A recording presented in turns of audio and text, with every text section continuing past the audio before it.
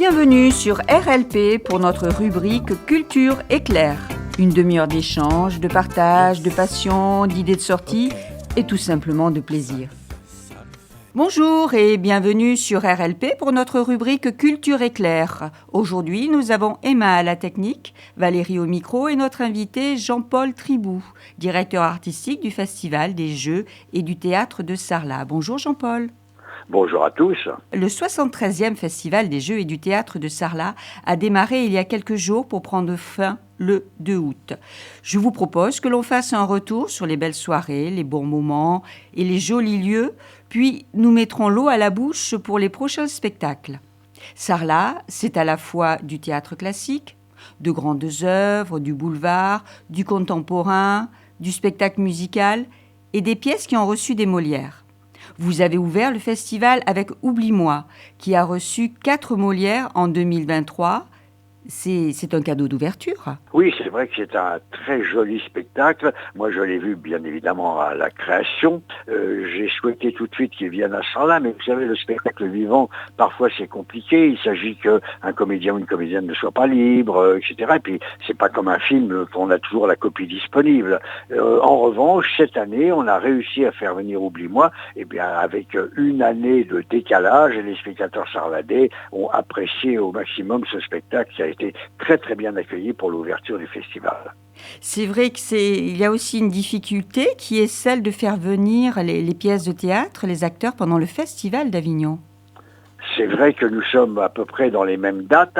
Alors, certains de mes camarades profitent de leur jour de relâche à Avignon pour faire un aller-retour Sarlat-Avignon. C'est parfois un peu compliqué parce que c'est quand même 6 heures de route à peu près, voilà. Ils ont joué à Avignon, ça dépend à quelle heure ils jouent, à quelle heure ils joueront le lendemain, etc. Enfin, beaucoup font l'effort. Et puis, un certain nombre de spectacles, comme le voyage de M. Perrichon, comme etc., qui sera à la fin du festival. Ils ont terminé à Avignon et après ils enchaînent avec Sarlat. C'est le cas de tous les derniers spectacles dont nous parlerons tout à l'heure. Vous avez donc présenté aussi cette année des œuvres de Yourcenar, de Maupassant, de Shakespeare, avec des metteurs en scène reconnus, tels que Jean-Philippe Daguerre. Yourcenar et Maupassant, si je ne dis pas de bêtises, ils n'avaient pas écrit pour le théâtre initialement. Non, bien sûr, ce sont des œuvres littéraires dont des metteurs en scène ou des comédiens ont eu envie de s'emparer pour faire théâtre avec ça. Il s'agit évidemment d'avoir un plus par rapport à la lecture, d'avoir une interprétation personnelle. Pour les petites femmes de Maupassant, c'est carrément un montage à partir d'un certain nombre de nouvelles de Maupassant, mais on a quand même la langue de Maupassant, et par exemple c'est un spectacle très séduisant qui a beaucoup plu. Le texte de Yourcenar est déjà compliqué à la lecture, le mettre en théâtre, c'est évidemment souvent le rendre plus accessible pour les spectateurs, parce que tout d'un coup, l'empereur Adrien est incarné par un comédien et il peut ajouter au texte de l'émotion, de la sensibilité, du désespoir, puisqu'il va mourir à la fin de la pièce, etc., etc. Voilà, vous savez, il y a un public qui est assez friand de théâtre de qualité. Alors, peut-être pas pour tous les spectacles. Je pense pas qu'il y ait du théâtre pour tous. Je pense que chacun peut trouver dans le cadre du festival le spectacle qui lui correspond. Ceux qui vont venir voir les petites femmes de Maupassant ont peut-être plus envie de légèreté. Ceux qui ont envie d'écouter Yourcenar ont peut-être déjà lu le texte et ont envie de se replonger dans la prose de Yourcenar. Tout à fait. Jean-Philippe Daguerre, vous l'avez reçu avec Le Petit Coiffeur, c'est aussi une petite pépite. Oui, alors Jean-Philippe est un habitué du festival de Sarlat. Je crois que ça doit être la 3e ou 4e fois qu'il vient. Il est venu au départ avec un classique, c'est-à-dire avec des Fourberies de Scapin, il y a quelques années. Ensuite, il est venu avec je suis en train de réfléchir en même temps tout en vous parlant, le voyage de Molière. C'est au-delà de ses qualités de metteur en scène, c'est un ami fidèle et ils font tous les efforts possibles pour venir à Sarlat.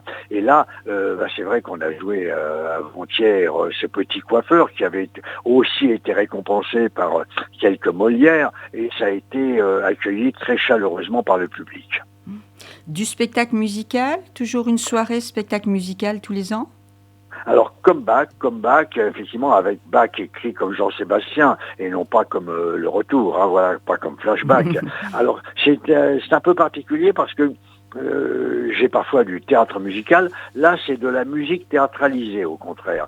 C'est Anne Baquet, qui, avec trois autres comédiennes classiques de très haut niveau, nous plonge dans l'univers de Bach qui nous entoure sans parfois même que nous nous en rendions compte. C'est-à-dire que les thèmes de Bach sont devenus tellement populaires qu'ils ont été utilisés pour la publicité, pour le cinéma, pour les répondeurs automatiques et tout. Et elles font ça avec à la fois énormément de virtuosité et d'humour et une pêche absolument incroyable de la part de ces quatre musiciennes classiques qui sont de très très haut niveau. Elles sont à l'Orchestre de Paris, à l'Opéra, etc.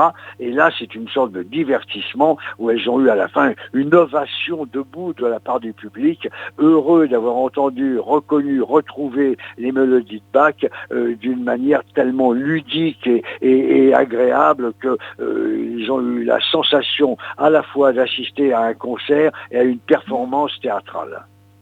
Le Festival des Jeux et du Théâtre de Sarlat, c'est aussi un lieu où on se retrouve avec la musique. Donc, Oui. maintenant, on dira jusqu'à la fin de ce festival, vous avez encore bien une bonne dizaine de pièces à venir. Oui, tout à fait. Alex Métayer avec Un monde fou, vous pouvez nous en dire quelques mots ? Ah ben ça, notre ami Éric Métayer fait un spectacle seul d'une grande virtuosité. Il incarne, je crois, 32 personnages en 1h30 de spectacle, passant de l'un à l'autre. Le pitch, comme on dit lui-même, n'a pas grand intérêt. C'est un employé dans un hôtel qui est au standard et qui reçoit des appels à la fois de l'intérieur de l'hôtel-restaurant et de l'extérieur. Mais ce pitch serait inutile s'il n'y avait pas la virtuosité de l'acteur. C'est-à-dire que Éric Métayer, là aussi, il a été moliérisé pour ce spectacle il y a quelques années. C'est un spectacle qu'il avait créé il y a plusieurs années, et puis il s'est arrêté, et il a repris le spectacle l'hiver dernier, et il se trouve que nous étions dans le même théâtre, dans la même salle, mais pas à la même heure. C'est-à-dire qu'on était vraiment quotidiennement en rapport, et des fois, moi je vais voir les spectacles des copains, mais là, je retourne voir son spectacle plusieurs fois parce que j'étais fasciné par cette capacité acrobatique à passer avec humour d'un personnage à l'autre. C'est un spectacle qui est plein d'ailleurs. Demain, il n'y a pas une seule place. Et je crois même qu'il y a une liste d'attente pour Éric Métayer au Festival de Sarlat, parce que c'est un spectacle qui a une réputation. Éric Métayer a quand même une certaine notoriété. Et puis, ça se trouve entre deux classiques. Voilà, il y a un Roméo et Juliette la veille et un Molière le lendemain avec le Misanthrope. Eh bien, je trouve que c'est un bon exemple de ce que peut être le Festival de Sarlat et le théâtre en général, parce que comme disait Laurent Terzieff, le théâtre ce n'est pas ça ou ça, c'est ça et ça. Et à partir du moment où on a la qualité, on peut passer de Shakespeare à Molière en enjambant Éric Métayer en même temps. Très bien, très beau. Donc une véritable performance que nous ne pourrons peut-être pas voir demain soir puisque c'est complet à Sarlat, mais il faudra qu'on essaie de trouver d'autres lieux pour le découvrir. Qu'est-ce que vous nous proposez d'aller voir également ? Écoutez, alors il y a là aussi une petite forme, on appelle petite forme les spectacles à un ou deux comédiens, ça ne veut pas dire que c'est un petit spectacle. Il y a un auteur qui est un peu oublié, qui s'appelle Jean Rictus, qui était très actif à la fin du 19e siècle, qui était un poète populaire, écrivant dans la langue du peuple. Et ben là aussi, c'est un texte non théâtral dont le metteur en scène Guy-Pierre Coulot s'est emparé avec la comédienne Agathe Quelquejet. Alors le titre est un peu énigmatique parce que ça s'appelle Rossignol à la langue pourrie. C'est vrai que c'était le surnom que lui avaient donné les journalistes à l'époque, c'est-à-dire qu'il avait à la fois le chant du rossignol, mais dans une langue proche de l'argot populaire du 19e siècle. C'est un spectacle aussi qui a été joué toute la saison et qui est actuellement à Avignon. Donc le Misanthrope, il arrive d'Avignon, il termine le 26, il joue le 27 à Sarlat. Rossignol à la langue pourrie, pareil, elle joue actuellement au Théâtre du Balcon à Avignon, craque le 28, elle sera à Sarlat.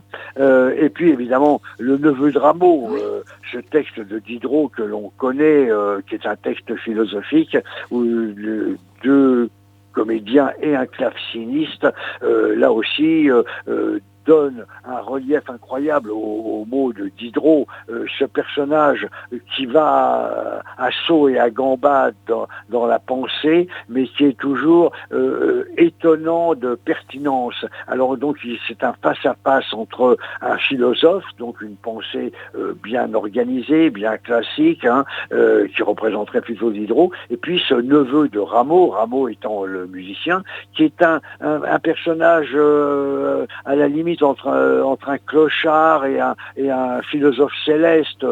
Ça pourrait être une sorte de Jacques Kerouac du 18e, vous voyez. Et le dialogue est éblouissant et surtout il est porté par des comédiens dont Nicolas Vaud, qui joue le neveu, est absolument exceptionnel. Et puis ensuite, alors il y a un autre spectacle que j'aime beaucoup qui s'appelle Camus-Sartre, Miroir d'enfance. On connaît la rivalité, voire plus la brouille entre Camus et Sartre, mais lorsque Camus est mort, bien avant Sartre, Sartre a été contraint d'écrire un article sur Camus, et cet éloge de Camus est d'une perfidie totale. Et le metteur en scène Cliff Paillet, qui vient d'ailleurs de Nouvelle-Aquitaine, a puisé dans les mots de Sartre et dans le premier homme de Camus, les deux œuvres où ils parlent chacun de leur enfance, pour mettre en parallèle l'enfance de Camus, qui était un petit pauvre, sa mère était illettrée, il avait des chaussures trouées, et Sartre, qui lui, au contraire, était dans une famille de grands bourgeois. Et ces deux enfances parallèles expliquent peut-être quelque part la difficulté de contact entre Sartre et Camus. Alors après, il y a un démarquage de Ubu que tout le monde connaît, qui s'appelle Ubu président, mais le texte de Jarry a été pris par un auteur contemporain qui s'appelle Mohamed Kassimi. Là aussi, c'est un spectacle qui est actuellement avec un grand succès à Avignon et qui continue à Sarlat, qui viendra à Sarlat après. Et c'est un spectacle qui est à la fois visuel, musical et théâtral. Alors, on reste dans l'esprit d'Alfred Jarry et de son Ubu, simplement c'est transposé au XXIe siècle actuellement. Et puis nous terminerons après par un néoclassique, c'est-à-dire un Labiche, Le voyage de Monsieur Perrichon, qui est un délice, une réussite totale. Je trouve que ça sera vraiment le point d'exclamation final de cette 73e édition, et c'est une jolie manière de terminer le festival en attendant la 74e édition. Jean-Paul, nous vous remercions vraiment pour cette belle présentation. Vous nous avez mis l'eau à la bouche et je crois que la semaine prochaine, il va y avoir encore plus de spectateurs, plus de monde sur le festival. On vous attend avec impatience. Très bien, nous vous remercions beaucoup et nous vous disons à très bientôt. À très bientôt. Au revoir Jean-Paul et merci beaucoup.